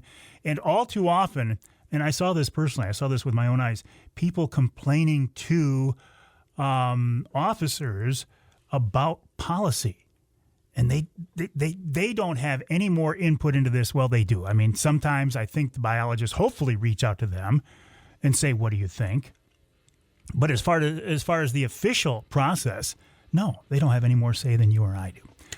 All right, we'll take a break. Thank you, Mike, for that. I appreciate it. And thank you, Security Credit Union, for making each week's Ask Avery segment possible. I will be out during the muzzleloader season with my .350 Legend, a centerfire rifle. The first time I did it, I thought, this isn't right, but it was legal, and it is, and I will take advantage of it. We'll take a break for the top of the hour. When we come back at our third and final hour, Richard P. Smith and Dixie Dave Minar coming up in hour 3 of this week's Outdoor Magazine.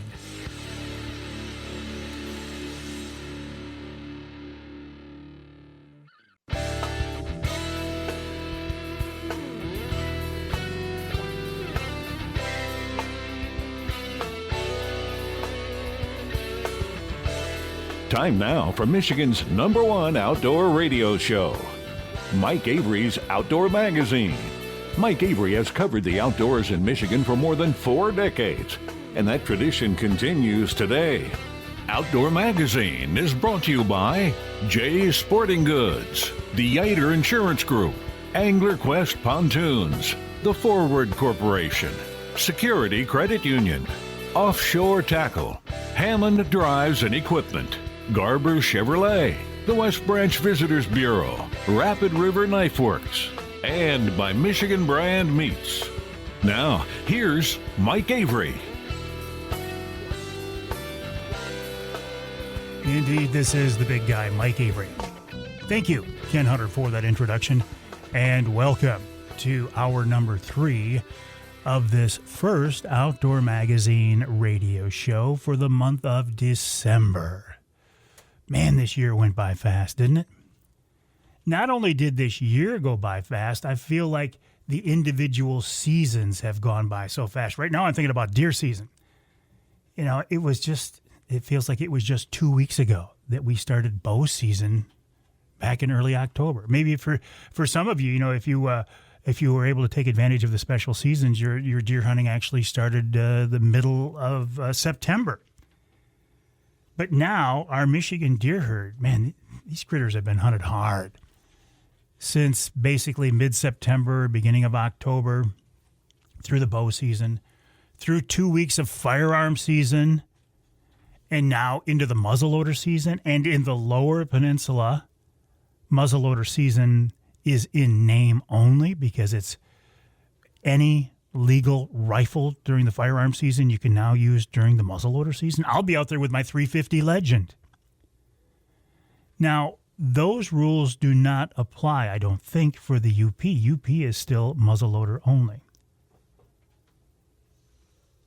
I don't know. It's, I'm not a Uper. I'm a troll. I live below the bridge. But when I look at sometimes the regulations for the UP, like not being able to use a crossbow during the late season and not being able to use a muzzleloader and during the muzzleloader season when the rest of the state can, although our Uper friends can bait for deer, which I think we should be able to do in the lower, but I don't think that's going to happen soon. The reason I'm talking about the Upper Peninsula is my guest this hour is Richard P. Smith. Richard is a very, very well-known outdoor writer. In my opinion, he is a deer and bear hunting expert as well. And so it just seemed like a good time to check in with Richard, especially since he's going to be doing his downstate book tour very soon as well. And he's with us now on the Outdoor Magazine phone line. Richard, welcome back to the show. How are you, my friend? I'm great, Mike. How are you? I'm doing good, Richard, but I got to be honest. I have been struggling this deer season. I mean, honestly, my bar is very low. I just want to shoot a mature doe for the freezer, and I haven't even been able to do that, Richard. I know some people look at me and go, "Well, that's pathetic," but I have not seen a mature doe this season to even take a shot at. But it is what it is. There's still time. Yeah, exactly. How about your deer season, buddy? How was it, and how has it continued to be going? Well, it was a struggle for me also. I saw a couple legal bucks, but I wasn't able to get good shots at them. So I haven't filled a tag yet. And we got dumped on the day before Thanksgiving, on November 26th.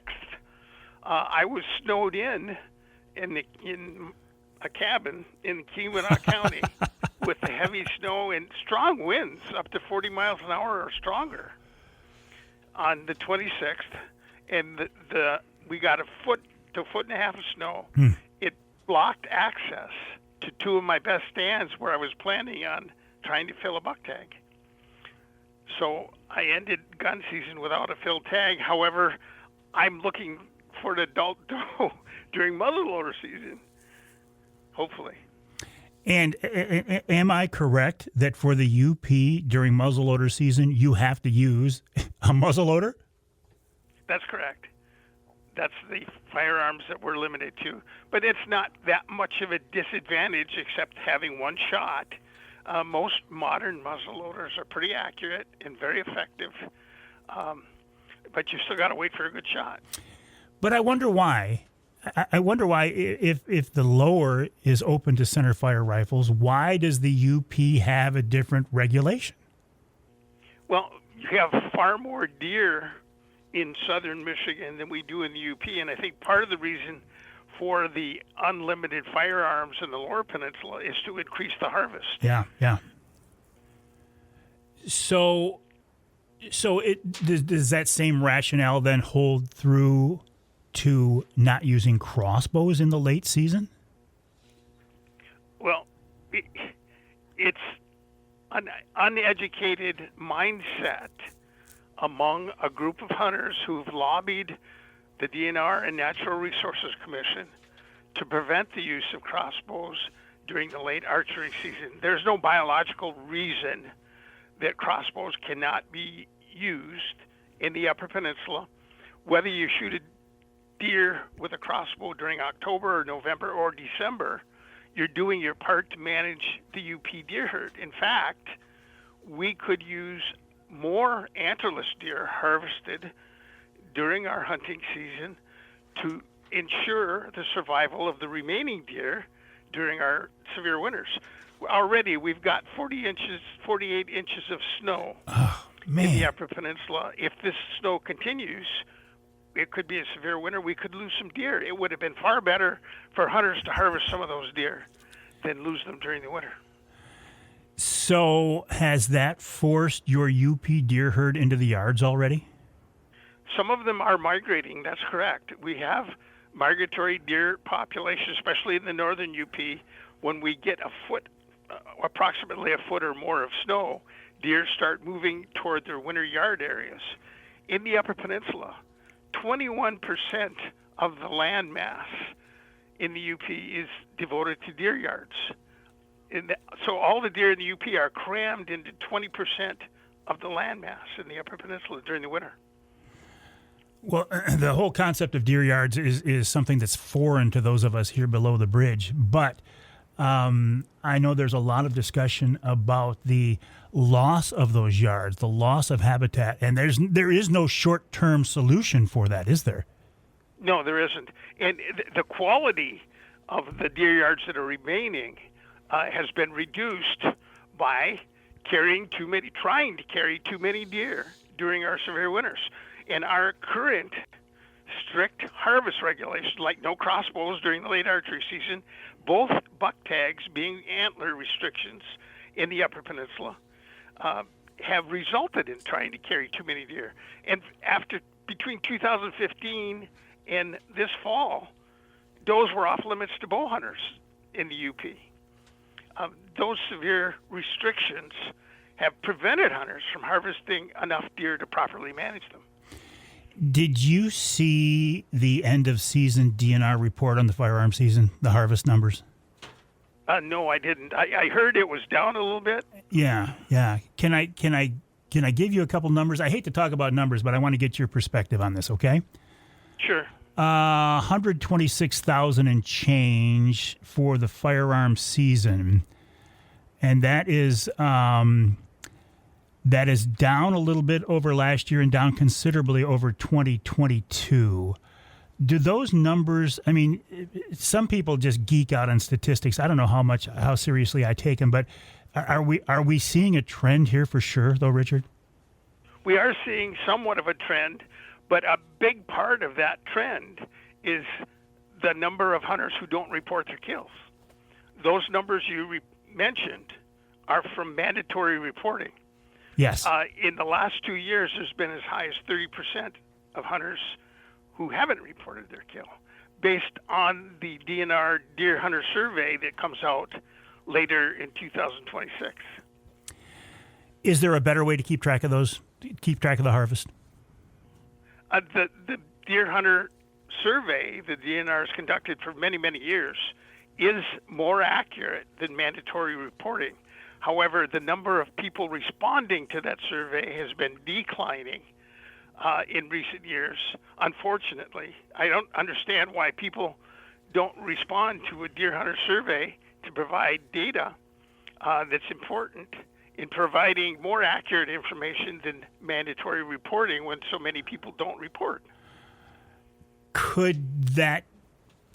Does that go back, though, to a basic mistrust of the DNR by a significant percentage of Michigan deer hunters? Sure, it does. And part of that frustration is hunting regulations and what hunters are seeing in the field. How so? Well, in the Upper Peninsula, in the northern part, hunters are not seeing many deer. They blame the DNR for not better managing the Upper Peninsula deer population. But unfortunately, a lot of those hunters are misinformed about proper deer management. And that's why we have more restrictive harvest regulations. We protect deer from hunters so they can die during the winter. If you use a little bit of common sense, that doesn't make sense. But that's the mentality of a lot of UP deer hunters. Let's follow up on this, Richard. I want to follow up on this and also the concept of, do wolves actually play a role, or is this just something hunters like to talk about? And a lot of other topics, including your downstate books tour. We're talking with Richard P. Smith. His website is richardpsmith.com. That's richardpsmith.com. Lots more to talk about with Richard. And, of course, we will wrap up this week's show, as we always do, with wild game chef extraordinaire Dixie Dave Minar. My name is Mike Avery. This show is called Outdoor Magazine. My website, MikeAveryOutdoors.com. My email address is mike@MikeAveryOutdoors.com. I would love to hear from you. Let me know what's on your mind.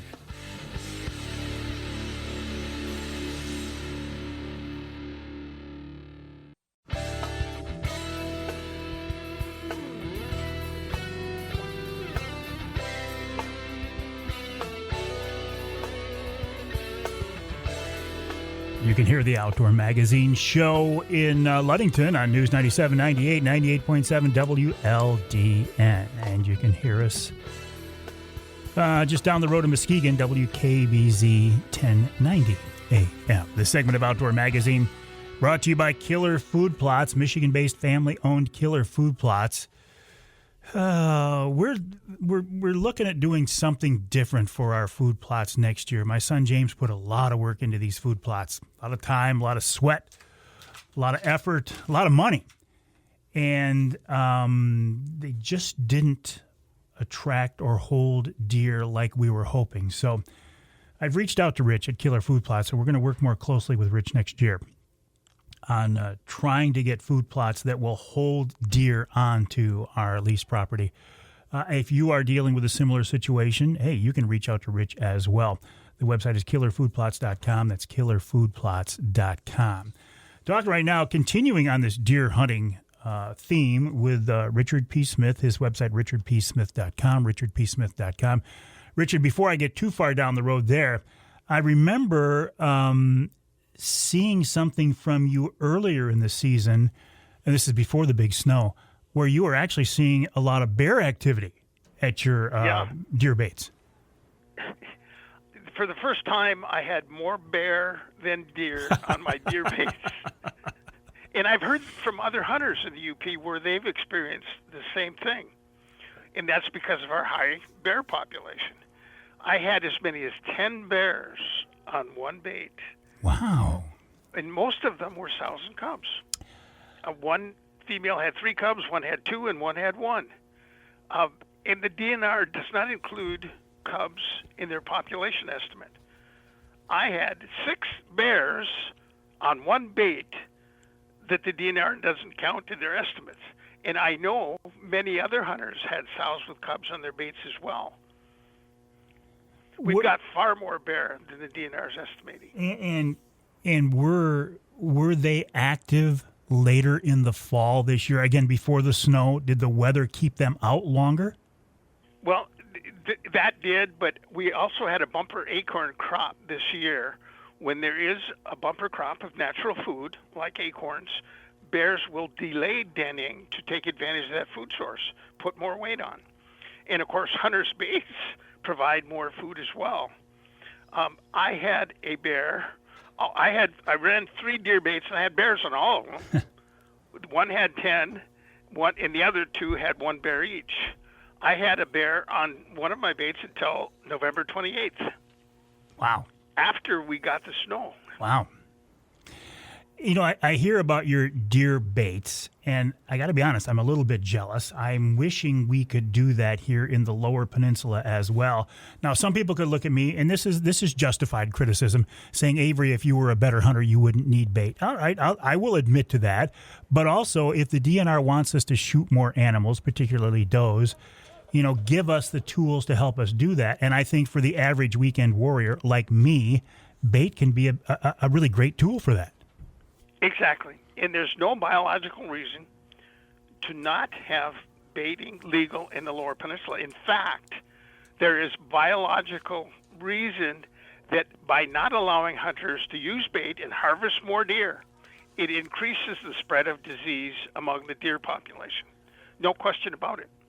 Well, and of course, that's the reasoning. You know, bait brings deer in contact and it spreads CWD. I got to be honest, I'm more concerned with EHD than I am CWD. I feel like that has a much bigger impact on a local deer population than CWD does, at least in the short term. Correct. But the logic that they're claiming that the use of bait spreads CWD is false. I've walked with whitetails of both sexes and all ages for 30 years now. They have more close social contact away from baits than they do at baits. And what close social contact occurs at baits is between related deer that already have daily social contact wherever they are. There is no biological justification for banning baiting to reduce the spread of disease. It does the opposite. It increases the spread of disease. If you look at the prevalence rate of tuberculosis in the northeastern Lower Peninsula, that prevalence rate has not gone down. It fluctuates up and down, but it hasn't gone down since bait was banned in 2002. And in fact, a study done in 2001 before bait was banned in that unit showed that hunters using bait had much higher success than those not using bait. Well, anecdotally, I can attest to that. I mean, in the area that we are, I was talking about our food plots earlier, we have a beautiful piece of leased property, but there's really it doesn't hold deer unless we give it a reason to hold deer. I can't hunt over bait. I mean, I would like to, but I can't do it because I cannot afford to get caught hunting over bait. I won't do it. Right. So we did, what the DNR says, put in food plots. Well, the food plots were of limited success.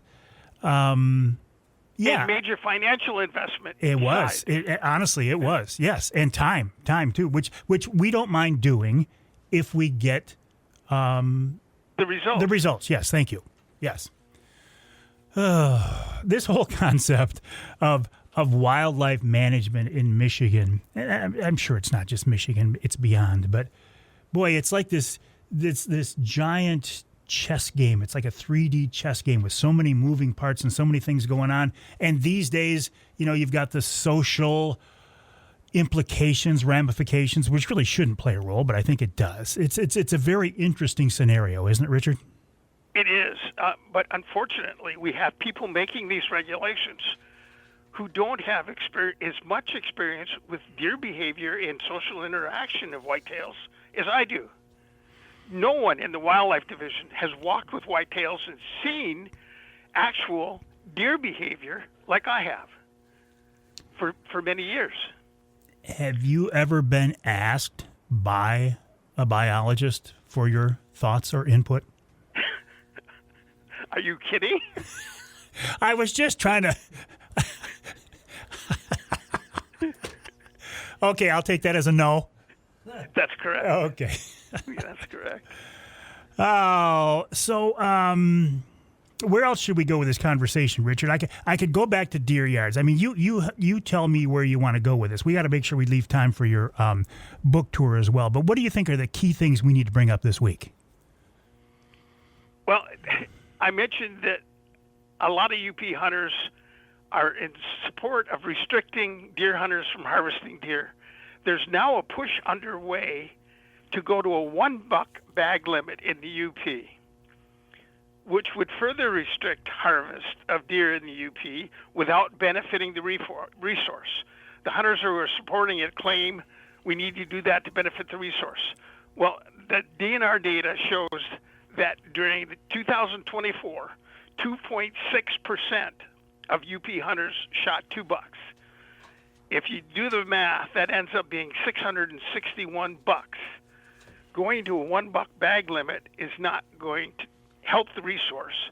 It'll eliminate thousands and thousands of hours of recreation among hunters like me who hunt for a second buck and never kill one. In fact, I haven't killed one this year so far. In fact, most hunters don't kill 1 buck. Going to a 1 buck bag limit is not going to benefit the resource, but it's going to reduce even more hunter recreation. That's a new topic that we didn't talk about. Well, but a lot of hunters are calling for this. I see this online all the time. They're like, Michigan DNR, get off your rear ends, give us a 1 buck limit, like some of these other states. So I don't know if you can win. If I was a biologist in Lansing, and I don't want that job because I don't think you obviously can't please everybody. But if you've got hunters calling for a 1 buck and you're saying from a biological perspective, Richard P. Smith, that doesn't make sense, I don't know how you win this. Well, you can win it by using data from the one area in the state that has a 1 buck bag limit. Drummond Island has a 1 buck bag limit. They went to a 1 buck bag limit with antler restrictions. That 1 buck had to have at least 3 points on one side. They went to that restriction in 2017. The local residents who supported figured we're going to have more adult bucks. We're going to have the success on bucks is going to go up. Guess what? It has not. the hunter's success on bucks on Drummond Island, where there's a 1 buck bag limit with 3-point antler restrictions, usually the buck hunting success is lower on Drummond Island than the eastern UP mainland, where there's a 2 buck bag limit. You use that data to show people it doesn't work in the UP. You can't compare Indiana with the UP, where they don't have any winter. You can't even compare Lower Michigan with the UP, can you? As far as deer management. Correct. Yeah. Correct. Richard, going to a 1 buck bag. Go ahead. No, well, I was for the sake of time. You're coming downstate on your yearly pre-Christmas book tour, correct? Yes. I'm going to be in Schuler Books in Grand Rapids today, Saturday, December 6th, until 6 o'clock. And then I'm going to be at Schuler Books in Okemos the following week on Thursday, Friday, and Saturday from noon on. And then Jay's Sporting Goods in Gaylord on December 19th, and Jay's in Clare on December 20th and 21st. This is something you've been doing for many years now, isn't it? Yes. Well, people are always looking for Christmas gifts at this time of year, and they make good gifts. They make great for hunters gifts. On their list. And it's a chance for people to talk with you. I mean, they hear you here on the radio show. They read your writing. And I find you to be a very interesting, even a fascinating person, because every time we talk, you get my mind, you get my wheels turning and thinking about other things. And Richard, I appreciate that. And I would encourage people to seek you out on this book tour to get a chance, not only to buy your books, but to shoot the breeze with you for a couple of minutes and pick your brain in person. I think people would find it to be an interesting conversation, Richard. So have fun. Good luck on the book tour, and you and I will talk again. All right. Thanks a lot, Mike. Nice talking to you. Always a pleasure. Richard P. Smith, a member, by the way, of the Michigan Outdoor Hall of Fame. I honestly just got chills when I said that. That is the ultimate for somebody in my line of work. Like Richard being inducted into the Michigan Outdoor Hall of Fame. How cool is that? That represents years and years of writing and speaking and in the field research. So congrats to Richard. RichardPSmith.com is the website, RichardPSmith.com. We'll take a break, a few more things to talk about, then we'll wrap it all up with wild game chef Dixie Dave Minar.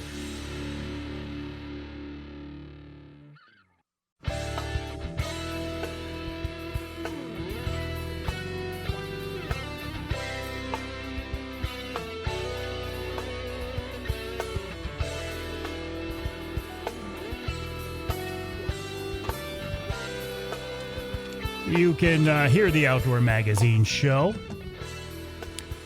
Let's see. We've got, looks like we've got just WSGW in Saginaw left. Of all the affiliates I've worked through, and WMIQ in Iron Mountain. Don't want to forget our friends at Iron Mountain. 1450 AM, WMIQ in Iron Mountain. Also, WSGW in Saginaw, 790 AM, 100.5 FM. I am in the studios of WSGW. Right now, here with Charlie Rue, doing a wonderful job as always. And once again, today, I was a special guest on the morning show. And they actually said my name this time. So, Charlie, I appreciate that. I owe you for that one. And the weather outside is frightful, and so there is no crowd out there being delightful saying, Charlie, Charlie. But the cool thing that is going on right now is that this segment of Outdoor Magazine, brought to you by Rapid River Knives. That's the sound of my knife locking back open. I just took it out of my pocket. This one happens to be the Mike Avery signature edition of the Rapid River Knife. Proceeds from this knife go to Outdoor Driven, a group whose goal is to get first responders and vets on outdoor adventures. How much better?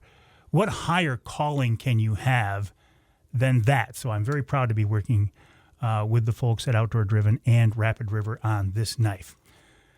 If you want a Rapid River knife for Christmas, I'm very, very sorry to say that you're probably not going to get it. If you don't have it in the works right now, if you don't have it in the pipeline, like I do, I have a few knives. Don't tell anybody. There's Christmas presents.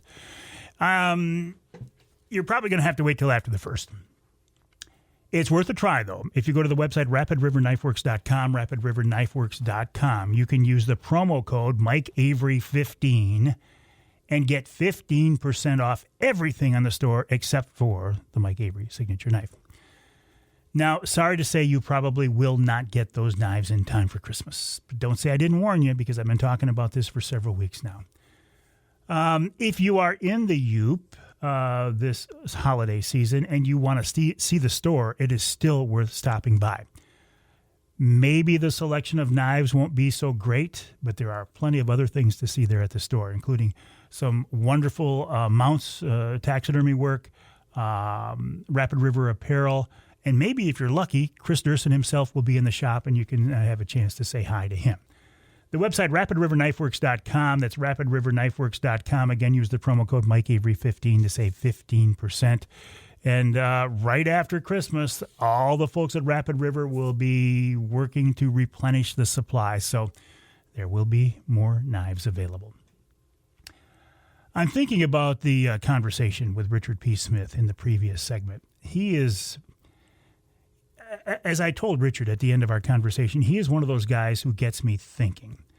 I equate it to the fishing world. Like if I talk to a Mark Romanek or a Lance Valentine, those guys do the same to me in the fishing world. They have a way of looking at things and dissecting things. And when I hear them talk, it makes me open my mind and look at different perspectives. Richard does the same thing to me, primarily deer hunting and bear hunting as well. Much of what I've ever learned about bear hunting, other than seeing it directly in the field firsthand with my eyes, I learned from Richard. But I would not want to be a Michigan DNR wildlife biologist. I give those people a lot of credit because they are in a job that in many ways they can't win. They can't make everybody happy. So I think in talking with these folks, I think they have just realized that, look, we're not going to make everybody happy, so we're going to try to do the best job that we can. But unfortunately, a significant percentage of Michigan deer hunters don't believe that those biologists are really trying to do a good job. Now, I don't buy into that because I don't know why a Michigan DNR wildlife biologist would intentionally tank the Michigan deer hunting program. I don't see an upside to that. I don't see a reason for doing that, and I don't believe it's happening. Do I agree with everything that they are doing? Of course not. Of course not. But I don't agree with everything of anybody I work with. Charlie Root, I don't even agree with everything Charlie says, and he's a good friend of mine. So I think it makes sense to disagree or be suspect about some parts of a program or a philosophy or a way of looking at things. That's just, I think, common sense, and I think that is a smart thing to do. But, you know, I don't, well, for example, how often have you heard people say, I hate the DNR, I don't believe anything they say, I think everything they say is a lie? I hear that a lot, and I see that online a lot. That obviously, well, to me it's obvious, that is a very misguided perception, I think. You know, I don't hate the DNR. Do I disagree with them sometimes? Absolutely. Does any deer hunter disagree with them? Absolutely. But I wouldn't want their job. I question some of the decisions lately, but I'm not a biologist. And you know what? I bet you're not either, right? So you're not looking at things from the perspective of a wildlife biologist, and neither am I. I look at it as from the perspective of a very bad deer hunter. So what credibility do I carry? None. We'll take a break. When we come back, Wild Game Chef Dixie Dave Minar.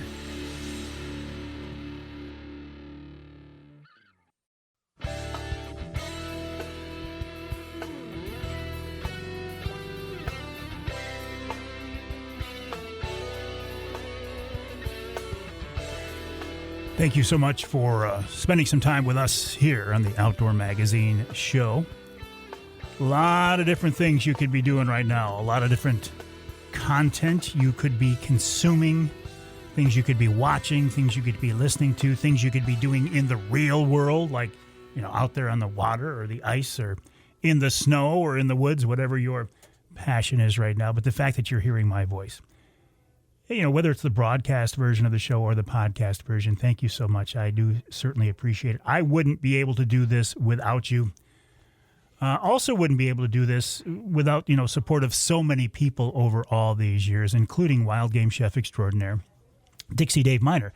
I've been working with Dave back since we had the TV show. His recipes were a very, very popular part of the show, and they are proving to be very popular on the radio show as well. David, welcome back. How are you? Pretty good, Michael, and yourself? I'm doing great. And I just need to bring this up again, this concept of reprinting a limited edition of your cookbook, Dave. We brought this up a couple of weeks ago, and I've had a lot of people reach out to me and say, man, I hope Dave does this. I hope Dave does this. So I think there is a market out there, Dave. Okay, I just haven't heard back yet. I'll try again. Well, you would make people happy if you did that, and you'll make me happy if you come up with a recipe for this week. Well, we have portobello and venison. It's we did this for the TV show when we were filming for TV5. Well, we were never filming for TV5. We were always filming for Mike Avery, and it happened to air on TV5. I just want to make that clarification. Okay. So portobello mushroom is a very large, firm mushroom. I remember this one, and it's a very impressive-looking dish, too. It is. I know it. In puttanesca, which is a portobello and venison puttanesca refers to the lady of the evening. The sauce is sinfully good. I remember. Right. So we need 6 ounces of venison steak per person, 1 large mushroom portobello cap per person, and this can be for 4 portions, a 12-ounce can of whole peeled tomatoes drained and diced large, or you can buy it already diced, half a cup of sliced and pitted Kalamata black olives, a teaspoon or 2 of capers, more or less to your taste, a medium onion diced fine, a yellow onion sliced medium thick, not too big, because you want to cook this fast. 2 to 3 cloves of garlic diced fine, a jar of beef gravy, 1 to 2 ounces of bourbon. Jim Beam is a good one to use. 2 to 3 ounces of Marsala wine, sweet Marsala, not to get the regular one. You want the dessert Marsala. Flour to dredge and olive oil to saute, and you're going to grate a lot of fresh black pepper all over the meat before you do anything with it. Or you're going to slightly flatten out the venison between 2 sheets of plastic wrap, and you're going to cut the stems off the mushrooms and throw them away. You won't need them. Dredge the meat in the capsaicin flour. And in a very hot pan, brown the steaks in a small amount of olive oil. Remove while very rare. You don't want to cook this very much because it's going to go back in the sauce for a little while, and it'll finish cooking. Add, after you take them, remove it, take them out of the fry pan, put it on the side there. Add more oil and brown the caps on both sides. Remove. You only want to cook it about, say, 3 minutes or so on each side. In the same pan with a small amount of olive oil again. And if need be, you can wipe it out. Saute the onions, the garlic, and the yellow peppers for a few minutes. And then you can add the Marsala wine and then the Jim Beam, and it won't proof up as intensely. So you might not even have to remove it from the stove top. Add the diced tomatoes and the gravy and reduce this fast. I mean, you want it on high by about half. So you're going to concentrate the flavor. Now put the mushroom caps back in the sauce and cover them up. And you might have to do it one at a time depending on how big of a saute pan you have. Might take 3 to 4 minutes per side. Maybe not per side, but for the whole thing. Add the meat back into the sauce and finish cooking to about medium rare. Cook only to medium rare to medium. place the mushroom caps on the plate first with the gill side up, and place the steaks on the sauce and spoon the sauce over the side of both. And we had so many requests for this. And we used to do this at the restaurant too. We used to saute this up, and people loved it. It's just visually such an impressive dish. I remember this one specifically, because of the line. It's sinfully good, but also just the look of the dish. Dave, you came up with a winner on this one, so nice job. Yeah, well, thank you. We used to sell this at the restaurant, and people loved it. Well, and they can try your cooking in person these days on a limited basis at King's Dish in Standish. Which nights of the week, Dave? Thursday, Friday, and Saturday after 4 o'clock. Perfect. Wild game chef extraordinaire Dixie Dave Minar, a big part of the Outdoor Magazine show. Just a great guy. But you know what? You are a big part of the show as well, because as I said earlier, if you weren't listening, if you weren't watching, if you weren't following me on social media, if you weren't watching the live streams, there'd be no reason to do this. And I don't know. I'm not ready to retire yet. I will leave that in God's hands, but I am not ready. My website is MikeAveryOutdoors.com. My email address is Mike@MikeAveryOutdoors.com. This show is called Outdoor Magazine. It's a pleasure to do this. It's a blessing. I look forward to it every week, and I will talk with you next time right here on Outdoor Magazine.